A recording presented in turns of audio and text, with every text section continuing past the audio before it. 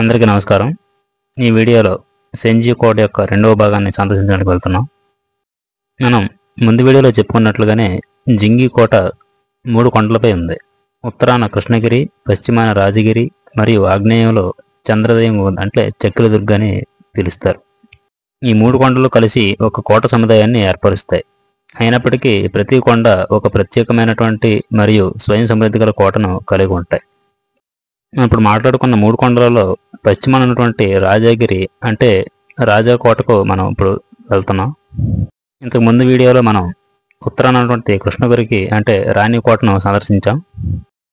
సాధారణంగా కోటలోకి ప్రవేశించడానికి ముందు వీడియోలో మనం చెప్పుకున్నట్లుగా రాణి కోటకు ఎలాగైతే మనం టికెట్ వసూలు చేశారో అలాగే ఇక్కడ కూడా టికెట్ వసూలు చేస్తారు.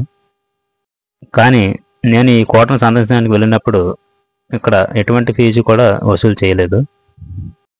ఎందుకంటే కమల కన్యమ్మన్ ఆలయం యొక్క పండుగ సందర్భంగా తేదీ 5/5/2025 నుండి తేదీ 14/5/2025 వరకు ఉచిత ప్రవేశాన్ని కల్పించారు. ఈ రాజాకోట 800 అడుగుల ఎత్తులో నిర్మించబడింది మరియు 80 అడుగుల వెడల్పు గల కందకం ద్వారా రక్షించబడింది. ఈ కోటలోనే 7 అంతస్తుల కళ్యాణమహల్, ధాన్యాగారాలు, జైలు గదులు మరియు చెంజియమ్మన్ అని పిలువబడే హిందూ దేవతకు అంకితం చేయబడిన ఆలయాలు కూడా ఉన్నాయి. మనం ఈ కోటలోకి ప్రవేశించిన తర్వాత ఇక్కడ చిన్న చిన్న మండపాలు అనేవి మనకి స్వాగతం పలుకుతూ ఉంటాయి. ప్రధాన కోట ఉన్న మొదటి కొండను రాజగిరి అని పిలుస్తారు. దీనిని కమలగిరి మరియు ఆనందగిరి అని కూడా పిలిచేవారు.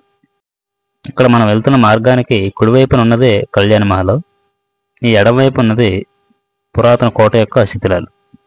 ఈ కోటను చేరుకోవడానికి 7 ద్వారాలు గుండా ప్రయాణించాల్సి ఉంటుంది. ఈ కోటలో రాజు కుటుంబ నివాస గృహాలతో పాటు లాయం, ధాన్యాగారాలు మరియు ప్రజల కోసం సమావేశ మందిరాలు, దేవాలయాలు, మసీదులు, పుణ్యక్షేత్రాలు మరియు మండపాలు వంటి ముఖ్యమైన భవనాలు కూడా ఉన్నాయి. ఇక్కడ మీరు చూస్తున్న ఈ కళ్యాణ మహల్ను ప్రస్తుతం మూసివేశారు. ఎందుకంటే ఇక్కడ పునర్నిర్మాణ పనులు చేపట్టడం కారణంగా దీన్ని మూసివేశారు.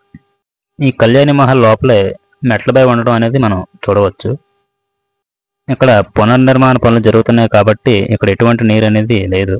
అందువల్ల ఇక్కడ ట్యాంకులో నీరు లేదనమాట. మనం ఇంతకు ముందే చెప్పుకున్నట్లుగా కమలకన్య అమ్మన్ యొక్క ఆలయం రాజగిరి కొండలపై ఉంది. హిందూ పురాణాల ప్రకారం ప్రధాన దేవత కమలకన్య రాక్షసరాజు ఆకల మక్కురాని యొక్క వితంతు అని నమ్ముతారు. హిందూ దేవత ద్రౌపది ఆ రాక్షసుడి 100 తలలను నరికివేసింది మరియు కమలకన్య తాను వితంతు అవుతానని నిరసన తెలిపిందని నమ్ముతారు. ద్రౌపది వివాహం చేసుకున్నప్పటికీ ఆమెకు లైంగిక సంబంధాలు లేవని తన సారూప్యత అంటే గొప్పతనాన్ని వివరిస్తుంది. దీని ఫలితంగా అస్పష్టమైన కన్య ప్రత్యయం వచ్చింది. సాధారణంగా దక్షిణ భారత కోటలలో నీటి వనరులు తక్కువగా ఉంటాయి. అయితే ఇక్కడ ఉన్నటువంటి శిథిలాలు బాగా నిర్వహించబడుతున్నాయి. శిఖరంపై 2 తీపి నీటి వనరులు ఉన్నాయి మరియు దాని క్రింద వర్షపు నీటిని నిల్వ చేయడానికి 3 జలాశయాలు కూడా ఉన్నాయి. కళ్యాణ మహల్కు నీటిని దాని నుండే అంటే 500 మీటర్ల దూరంలో నుండి జలాశయం నుండి మట్టితో చేసిన పైపుల ద్వారా తీసుకొచ్చారు. ఇక్కడ మీరు చూస్తున్నది జిమ్నాజియం అంటారు. అంటే ఆ కాలంలో వ్యాయామశాల అన్నమాట. నేను నిర్మాణం లోపలని చూస్తే పర్షియన్ ఆర్కిటెక్చర్లా కనిపిస్తుంది. ఈ జిమ్నాజియంకి కుడివైపుగా వెళ్తే మనకి ఏనుగుల యొక్క ట్యాంక్ అనేది మనకు కనిపిస్తుంది. అంటే నీటి కొలను అనమాట. ఈ నీటి కొలను ఏనుగులు స్నానం చేయడానికి ఉపయోగించేవారని మనకి తెలుస్తోంది. వీటితో పాటు రంగనాథ ఆలయం, బెల్ టవర్, వాచ్ టవర్, ఫిరంగి మరియు డ్రాబిడ్జి కొండపై ఉన్నాయి. ఇంకా దిగువ కోటలో ఆర్కాట్ గేట్ మరియు పాండిచేరి గేట్ ఉన్నాయి. వీటిని ఫ్రెంచ్ వారు తమ ఆక్రమణ సమయంలో మెరుగుపరిచారు. ఇంకా 3వ కోటను ఏదో కారణం చేత చెక్లియా దుర్గ్ లేదా చమిర్తిక్రి అని పిలుస్తారు. అంటే చమర్ల కోట. దీనికి ఆ పేరు ఎందుకు వచ్చిందో కూడా తెలియదు. జింగి స్పష్టంగా సైనిక శిబిరం కాబట్టి బహుశా రాజా చమర్ యోధులు ఇక్కడే ఉండేవారు. చిన్నది మరియు తక్కువ ప్రాముఖ్యత కలిగిన 4వ కొండ ఉంది. దాని శిఖరం కూడా బాగా బలవర్ధకమైనది. చంద్రయాన్ దుర్గ్ మరియు చక్రదుర్గలో పెద్దగా ఏమీ మిగలలేదు. వాటి పార్శ్వాలు ఇప్పుడు పూర్తిగా ముళ్ళ పొదలు మరియు రాతి ముక్కలతో కప్పబడి ఉన్నాయి. ఈ కోట బ్రిటిష్ వారి చేతిలోకి వెళ్ళిన తర్వాత దానిపై ఎటువంటి చర్యలు తీసుకోలేదు. గింగిలోని కోటను 1921లో జాతీయ స్మారక చిహ్నంగా ప్రకటించారు మరియు పురావస్తు శాఖ యొక్క ఆధ్వర్యంలో ఉంది. ఇప్పుడు మనం రాజాకోటలోని కొన్ని భాగాలను సందర్శించిన తర్వాత గింగి వెంకటరమణ యొక్క ఆలయాన్ని దర్శించడానికి వెళ్తున్నాం. 2021లో విడుదలైనటువంటి బాలకృష్ణ సినిమా అఖండ సినిమా షూటింగ్ ఇక్కడే జరిగింది. 16వ శతాబ్దంలో నిర్మించిన జింగి వెంకటరమణ దేవాలయం తమిళనాడులోని విలుపురం జిల్లాలోని ఉన్న జింగిలో అతిపెద్ద దేవాలయం. ఈ వెంకటరమణ ఆలయం ముత్యాల నాయకని చేత నిర్మించబడింది. అలాగే ఈ ఆలయం వెంకటేశ్వర స్వామికి అంకితం చేయబడింది. ఈ ఆలయం యొక్క ప్రధాన గోపురాన్ని పునర్నిర్మాణ పనులు చేపట్టడంతో ఆలయంలోకి ప్రవేశించడానికి వేరే మార్గం ద్వారా ఏర్పాటు చేశారు. వెంకటరమణ ఆలయ శిథిలాలు గింగి కోట లోపల బయట దిగువ కోటలో ఉన్నాయి. ఈ ఆలయ భాగాలను వేరువేరు వ్యక్తులు కూల్చివేశారు. మనం ముందు వీడియోలో చెప్పుకున్నట్లుగా కోన్ రాజవంశ స్థాపనతో గింగి కోట ఒక బలమైన రాజకేంద్రంగా స్థాపించబడింది.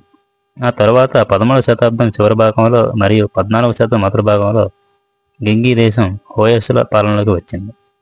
హోయసల నుండి విజయనగర సామ్రాజ్యం యొక్క మొదటి పాలకులకు చేరుకుంది. సామ్రాజ్యం విజయనగర రాజ్యం క్రమంగా దక్షిణ భారతదేశంలో విస్తరించింది. తమిళ దేశ పరిపాలనను 3 ముఖ్యమైన ప్రావిన్సులుగా విభజించింది. వీటిని నాయకులకు అందించారు. వీరు మదురై నాయకులు, తంజావూరు నాయకులు మరియు గింగి నాయకులు. జింగి నాయకులు మరియు వారి పాలన గురించి సమాచారం చాలా తక్కువ. చంద్రగిరి కుటుంబానికి చెందిన తుపాకుల కృష్ణప్ప నాయక జింగి రాజుల నాయక వంశ స్థాపకుడని చెప్తారు. అతను నెల్లూరు నుండి కొల్లిడం నది వరకు తీరం వెంబడి 1521 వరకు పరిపాలించినట్లుగా తెలుస్తోంది.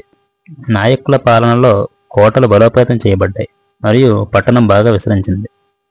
1649 డిసెంబర్ చివరి నాటికి జింగికి చెందినటువంటి చివరి నాయకుడు దండయాత్ర చేసినటువంటి బీజాపూర్ సుల్తానేట్ సైన్యానికి లొంగిపోవలసి వచ్చింది. 1677 వరకు బీజాపూర్ సెంజీ కోట ఆధీనంలో ఉంది.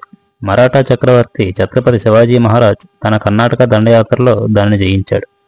మరాఠాలు దాని రక్షణను బలోపేతం చేసి బలపరిచారు.